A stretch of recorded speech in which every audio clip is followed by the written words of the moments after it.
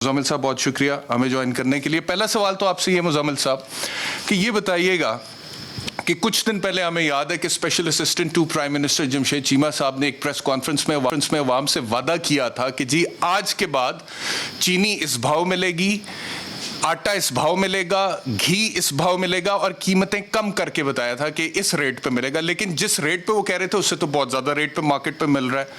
तो क्या वो वादा गलत था, बदनीयती पर मबनी था, या फिर ये मिस गवर्नेंस है? आपको क्या समझ आता है, क्या कहिएगा? शुक्रिया बैरिस्टर साहब, काफ़ी आज आप नाराज़ लग रहे हैं, लेकिन बिल्कुल सही है आपकी नाराज़गी और होनी भी चाहिए। मैं स्टार्ट करूंगा ये इस सवाल से जो आपने किया है। पहले देखें, तीन फैसले किए हुकूमत पाकिस्तान ने, ईसीसी ने और जो है फाइनेंस मिनिस्टर ने। नंबर एक ये कि जो हमारी जो मुल्क में आटे के जो हुकूमत के पास ज़खायर हैं, सूबों को इंस्ट्रक्शन दी गई कि आप जो है ये जो है बेचना शुरू कर दें 1950 रुपये पर मन के हिसाब से। उस पे अमल दरामद पंजाब और केपी ने शुरू कर दिया और इस्लामाबाद टेरिटरी ने भी शुरू कर दिया। यहाँ पे 20 किलो आटे की थैली जो है वो जो है अब तकरीबन जो है 1100 रुपये किलो के 1100 रुपये 20 किलो की थैली हो गई है। सिंध हुकूमत और केपी हुकूमत, अब सिंध हुकूमत मैं उस पर पॉलिटिकल कमेंट नहीं करूँगा क्योंकि मैं पॉलिटिकल एनालिस्ट नहीं हूँ, वो नहीं हूँ। सिंध हुकूमत ने अभी तक जो है वो आटा जो है गंदम जो है रिलीज़ करना नहीं शुरू की, जिसकी वजह से जो अभी ये जो आपने एसपीआई का डाटा बताया था कि 21 आइटम की जो है वो, उस पर मैं सेकंड पॉइंट पे आऊँगा। उसमें सिंध में 1388 रुपये की 20 किलो का थैला है और बलूचिस्तान में 1380 रुपये। ये दो सूबे ऐसे हैं जो गंदम के ऊपर बैठे हुए हैं और 12 लाख टन जो है गंदम सिंध हुकूमत के पास है और वो पता नहीं किसका इंतजार कर रही है।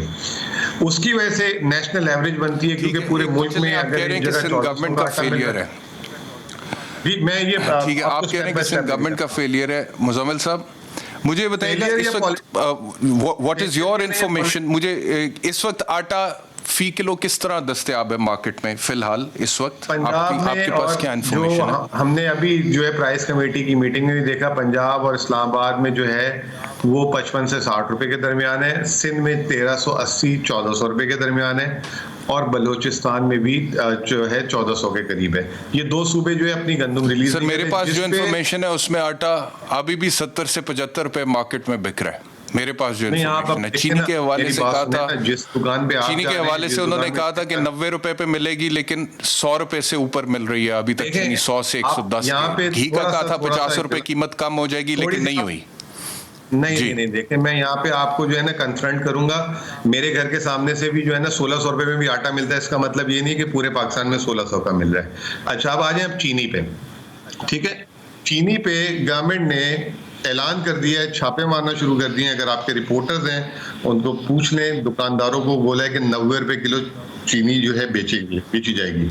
साथ साथ एक कोर्ट से ऑर्डर ले लिया गया था चीनी के मालिकान ने, जो फैक्ट्री वालों ने, कि हुकूमत 90 रुपए कीमत फिक्स नहीं कर सकती। कल आपकी इतला के लिए अर्ज है कि कल वो कोर्ट ने नोटिस विकेट कर दिया। अब 90 रुपए किलो चीनी के हिसाब से बाजार में बिकेगी। उसके बाद जो सबसे अच्छी खबर ये है, प्रॉब्लम ये 15 नवंबर से मुज़म्मिल साहब, if you just let me ask you, ये प्रॉब्लम ये नहीं है सर कि नीयत नहीं है या कोशिश नहीं की, प्रॉब्लम इम्प्लीमेंटेशन का है। इम्प्लीमेंट नहीं होता। अगर कोर्ट ने ये कह भी दिया उसके बावजूद क्या आप लोग ये इम्प्लीमेंट कर लेंगे? कमिटमेंट्स तो बहुत सारी आई हैं पहले भी कि ऐसे हो जाएगा, वैसे हो जाएगा, कीमतें कम हो जाएंगी, प्राइस कंट्रोल होगा, लेकिन इम्प्लीमेंटेशन नहीं कर पा रही है गवर्नमेंट। ये मेरा सवाल है जी।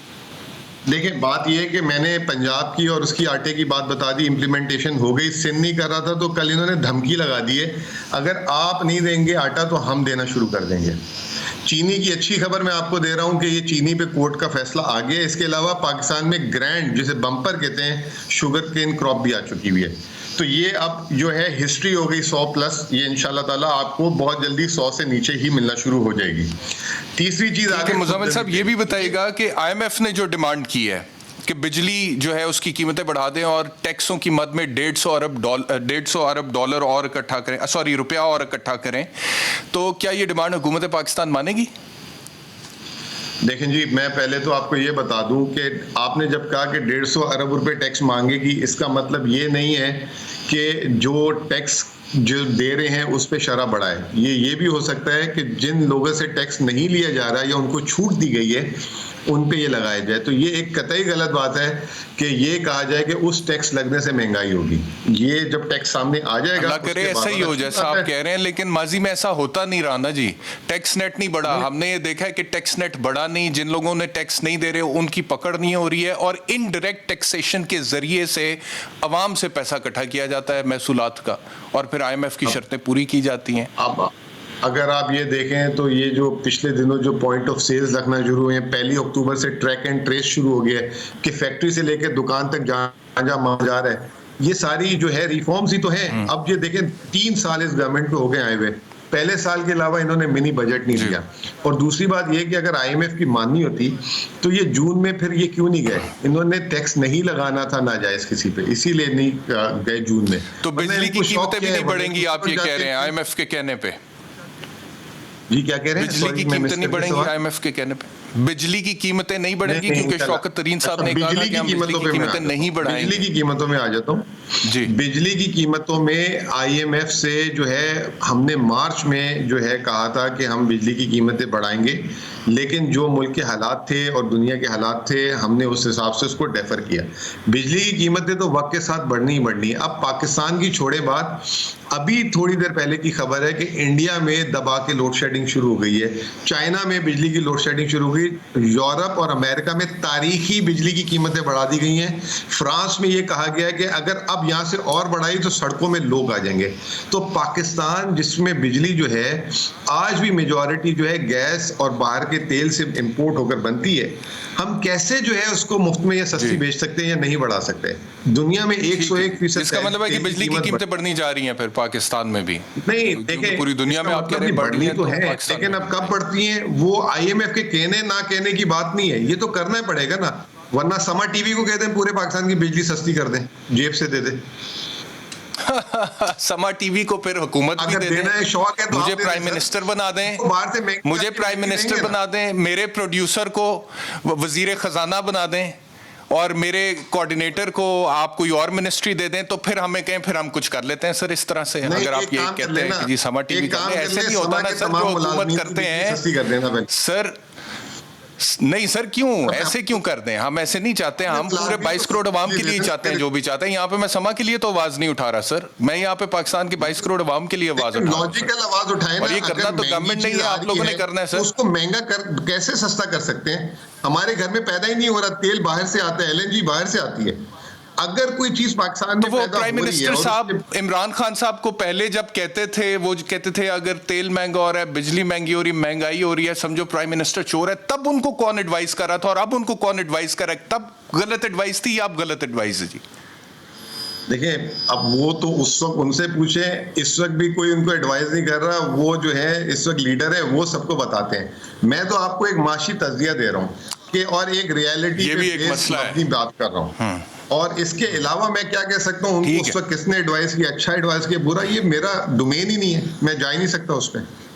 ठीक है, ठीक है मुज़फ़्फ़र साहब, बहुत शुक्रिया हमें ज्वाइन करने के लिए। और एंड आई डेज जब आप इकोनॉमिस्ट के तौर पे भी मेरे शो में आ रहे थे, और आप बड़े ज़बरदस्त तज्ज़िये देते हैं, and I really appreciate you for that. पढ़े लिखे आदमी है, लेकिन अभी आपको गवर्नमेंट को भी डिफेंड करना पड़ रहा है। लेकिन इसी से मैं इख्तलाफ करूँगा कि प्राइम मिनिस्टर साहब को कोई एडवाइस नहीं कर सकता। प्राइम मिनिस्टर साहब को ही अच्छे एडवाइज़र्स की ज़रूरत है।